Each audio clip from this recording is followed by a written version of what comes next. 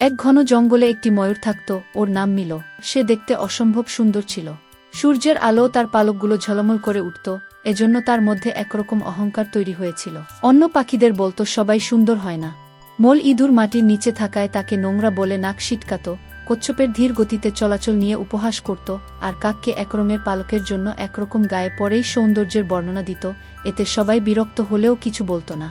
একদিন ওই জঙ্গলে একদল শিল্পী আসলো যারা প্রকৃতির ছবি তুলবে, ছবি আঁকবে। তাদের চোখে মুখে অপার কৌতূহল আর মুগ্ধতা। তখন মিলো ভাবল সে যেহেতু সবচেয়ে সুন্দর, তারই ছবি নিবে, তাই পালক মেলে পোজ দিল। কিন্তু তাকে অনেকটা উপেক্ষা করেই তারা কাঠবিড়ালির বাদাম তোলার দৃশ্য, একটি গানি প্যাঁচার ছবি আঁকতে লাগল, আবার কেউ শূন্য আকাশে কাকের স্বাধীন উড়ে চলাকে ভিডিও করল। মিলোর মন খারাপ হলো, সে বুঝে উঠতে পারছিল না এমনটা কেন হলো, তার থেকে সুন্দর তো কেউ না।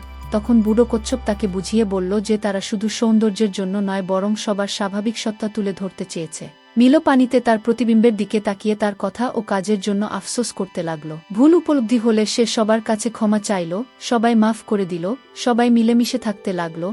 আরেকদিন এক ক্যামেরাম্যান তাদের ভিডিও করল যেখানে মিলোর পরোপকারী, বন্ধুসুলভ ও শ্রেষ্ঠ সত্তা ধরা পড়ল।